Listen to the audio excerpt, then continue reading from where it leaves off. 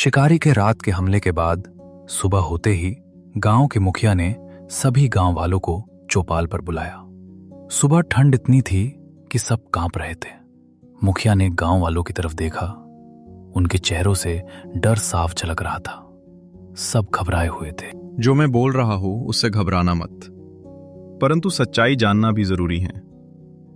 कल रात जब हो शिकारी भूत आया तो वो अपने ही गांव के आदमी रामू को अपने साथ ले गया। उसने उसको मारा नहीं, बल्कि उसको भी भूत बना लिया है। सब लोग एकदम से डर गए। चारों तरफ सन्नाटा छा गया। अब हमें क्या करना चाहिए? पूरे गांव में गंगा जल छिड़को और अपने घरों के बाहर नींबू लटका दो। और हां, आज से ही सूरज के डलने के बाद कोई बाहर नहीं निकलेगा, इसका ध्यान रहे। रात हुई और इस बार शिकारी खुद नहीं आया। केवल रामू को ही भेजा किसी को उठाकर लाने के लिए। रामू गलियों के चक्र लगाने लगा। उसे कोई मिल नहीं रहा था, लेकिन रामू को तो आदेश मिला था कि किसी को तो लेकर आना है। रामू अपने ही घर के बाहर चला गया। वहां जाकर बोला, गीता बाहर आओ, मैं रामू हूं। रामू की आवाज सुनकर उसकी पत्नी गीता बाहर आई, परंतु रामू की डरावनी शक्ल देखकर डर गई। आप वापस ठीक होकर आ जाओ, मुझे बहुत डर लगता है। मुझे ठीक करने का सिर्फ एक ही रास्ता है, वो है रहस्यमय जंगल के कुएं का जादुई पानी। परंतु उसे लाना आसान नहीं है।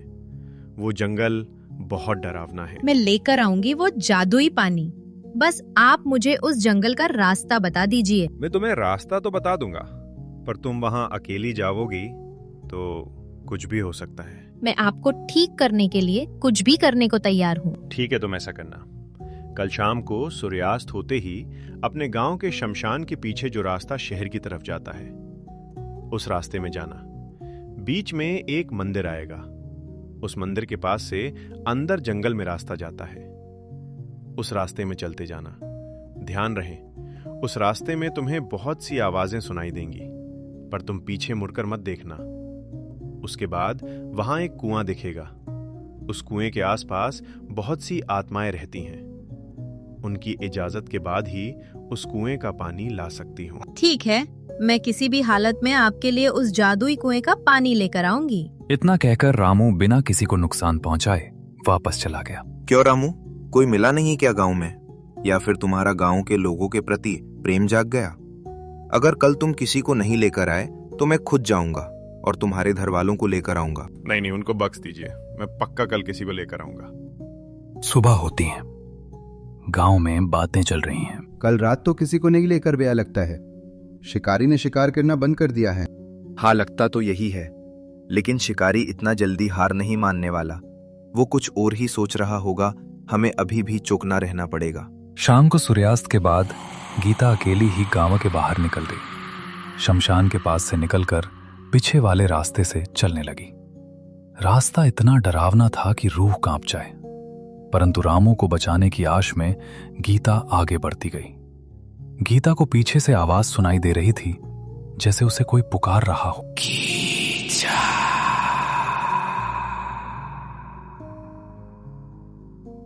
गीता को रामू की बात याद थी कि कुछ भी हो जाए पर पीछे मुड़कर नहीं देखना है। वो चलती गई। रास्ते में गीता को एक मंदिर दिखा, जैसा रामू ने बताया था। उस मंदिर के पास से एक रास्ता जंगल में अंदर की ओर जा रहा था। वो रास्ता अंधेरे से ढका हुआ था। फिर भी गीता ने हिम्मत की ओर उस रास्ते में आगे बढ़ना शुरू किया। गीता को एक बाबा दिखाई दिए। इतने सुनसान जंगल में कोई मनुष्य का दिखाई देना गीता के लिए एक आशा की किरण जैसा था। वो उन बाबा के पास गई। बच्ची, इतनी रात को इन वीरान जंगलों में क्यों भटक रही हो? तुमको ये आत्मा तो नहीं लगती? फिर यहाँ इस तरह आने का क्या उद्देश्य है? बाबा, मैं पास के गांव से आई हूँ। मैं उस जंगल के कुएं का जादुई पानी लेने आई हूँ, जिससे मेरे पति ठीक हो जाएंगे। उनको एक शिकारी भूत ने अपने वश में कर लिया है। मैं समझ गया बच्ची, लेकिन तुम जिस कुएं के जादुई पानी की बात कर रही हो, उस तक पहुंचना इतना आसान नहीं जितना तुम सोच कर आई हो। वहां तुम्हारी जान भी जा सकती है, क्योंकि वह कुएं जंगल की सभी आत्माओं का घर है, जो हमेशा उस कुएं की रक्षा करती रहती हैं।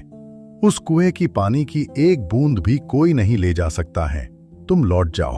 नहीं बाबा, मैंने मेरे पति से वादा किया है कि मैं किसी भी हालत में वो जादुई पानी लेकर जाऊंगी, उसके लिए मेरी जान ही क्यों नहीं चली जाए। ठीक है बच्ची, अगर तुमने भूतों के राजा को मना लिया तो शायद वो तुम्हें पानी ले जाने दे।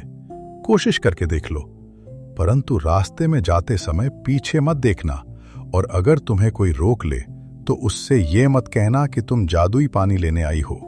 उसको ये बताना कि तुम भूतों के राजा से मिलने आई हो। ठीक है बाबा। गीता बाबा की बातें सुनकर वहां से आगे बढ़ती हैं।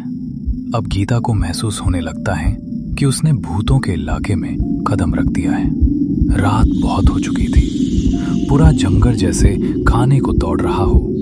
जंगल का सन्नाटा मानो किसी का इंतजार कर रहा हो। जंगल की सभी आत्माएं आसपास महसूस होने लगी थी। गीता जैसे जैसे आगे बढ़ रही थी, सन्नाटे की से उसको सब कुछ साफ साफ सुनाई पड़ रहा था, जैसे कोई उसे बुला रहा हो। अब गीता को घबराहट होने लगी थी। वो समझ गई थी सभी आत्माएं उसे देख रही हैं, परंतु वो कुएं की ओर जाने वाले रास्ते में आगे बढ़ती रही।